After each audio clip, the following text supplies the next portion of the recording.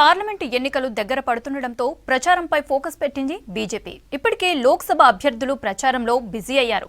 అబద్దాల హామీలిచ్చిన కాంగ్రెస్ అధికారంలోకి వచ్చిందని ఆరోపించారు బీజేపీ నేతలు. 60 ఏళ్లలో కాంగ్రెస్ చేసిన అభివృద్ధి ఏమీ లేదని విమర్శించారు కమలం లీడర్లు.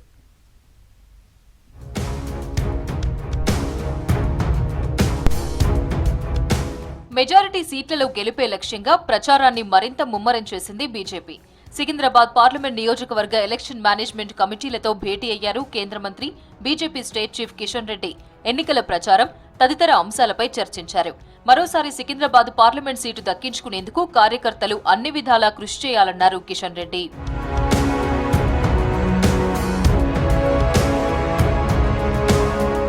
వచ్చే ఎన్నికల్లో ఎన్డీఏ కూటమి 400కు పైగా ఎంపీ సీట్లు సాధిస్తుందన్నారు చేవెళ్ల పార్లమెంట్ అభ్యర్థి విశ్వేశ్వర్ రెడ్డి.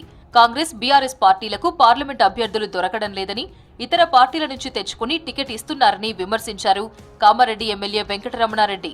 రంగారెడ్డి జిల్లా మహేశ్వరం నియోజకవర్గం బడంగ్పేట్లో జరిగిన బీజేపీ కార్యకర్తల విస్తృత స్థాయి సమావేశానికి హాజరయ్యారు నేతలు. ప్రతి ఒక్కరు కూడా మొన్న కాంగ్రెస్ కేసులు కూడా 50% మోడీకి వేస్తుంది. మొన్న టీఆర్ఎస్ కేసులు కూడా 60-70% బీజేపీకి వేస్తుంది. పోయినసారి బీజేపీకి దాదాపు ఓల్డ్ ఓట్స్ అలా 25-30% వచ్చింది. దాని మీద ఇది యాడ్ చేస్తే 60-70% ఓటు వచ్చే అవకాశం ఉంది.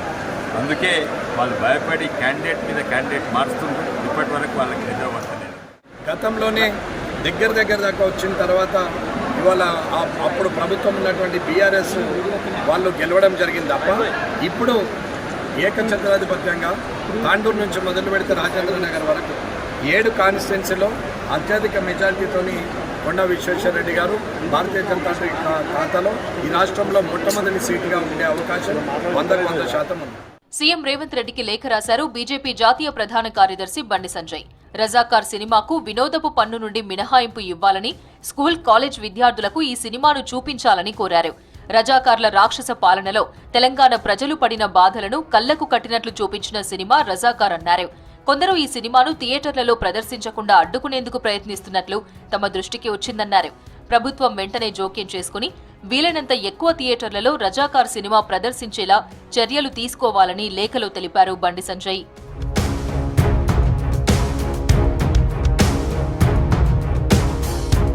అబద్దాల హామీలిచ్చి కాంగ్రెస్ అధికారంలోకి వచ్చిందని విమర్శించారు భువనగిరి పార్లమెంట్ అభ్యర్థి బూర నర్సయ్యగౌడ్. గత ఎన్నికల్లో బీఆర్ఎస్ పార్టీ వ్యతిరేక ఓటు కాంగ్రెస్ కు వేయడం వల్లే ఆ పార్టీ గెలిచిందన్నారు. నల్గొండ జిల్లా నార్కట్పల్లి మండల కేంద్రంలో బీజేపీ భువనగిరి పార్లమెంట్ అభ్యర్థి బూర నర్సయ్యగౌడ్ ఎన్నికల ప్రచారంలో పాల్గొన్నారు. ప్రజలు కేసీఆర్ ని దించాలనే ఉద్దేశంతో ఒక negative vote against KCR, anti incumbency vote Congress కు వేయడం జరిగింది. ఈ రోజు మోడీ గారు దేశంలో స్పష్టంగా దేశం, ధర్మం, డెవలప్మెంట్, కానీ కాంగ్రెస్ కుటుంబ పాలన వాళ్ళదేంటి ఓట్లు, నోట్లు, సీట్లు. ఇది వాళ్ళ ఫిలాసఫీ. ప్రజలు నిర్ణయం తీసుకోవాలి. దేశం, ధర్మం, డెవలప్మెంట్ కావాలా, ఓట్లు, సీట్లు, నోట్లు కావాలా. ఖమ్మం పార్లమెంట్ టికెట్ తనకే దక్కుతుందన్నారు కొత్తగూడెం మాజీ ఎమ్మెల్యే జలగం వెంకట్రావు. ఖమ్మం టికెట్పై అధిష్టానం సరైన నిర్ణయం తీసుకుంటుందని ఆశిస్తున్నానని చెప్పారు. ఇక పొత్తుల అంశం పార్టీ పెద్దలు చూసుకుంటారని చెప్పారు జలగం వెంకట్రావు. బీజేపీలో చేరిన తర్వాత మొదటిసారి ఖమ్మం కార్యకర్తలతో కలిసి స్టేట్ ఆఫీస్కు వచ్చారు.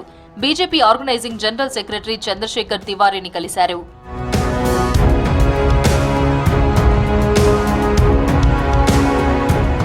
పార్లమెంట్ ఎన్నికల్లో గెలుపు వ్యూహాలపై బీజేపీ స్టేట్ ఆఫీసులో సమావేశమయ్యారు బీజేపీ ఎస్సీ మోర్చా పదాధికారులు. 17 లోక్సభ స్థానాలకు ఎస్సీ మోర్చా తరపున కేటాయించిన 17 మంది ఇన్ఛార్జీలు గెలుపే లక్ష్యంగా పనిచేయాలని సూచించారు ఎస్సీ మోర్చా రాష్ట్ర అధ్యక్షులు శ్రీధర్. ప్రతి పార్లమెంట్ కేంద్రంలో 5,000 మంది ఎస్సీ ప్రతినిధులతో సమావేశాలు నిర్వహించి మోదీని 3వ ప్రధానిని చేసేందుకు కృషి చేయాలని పిలుపునిచ్చారు.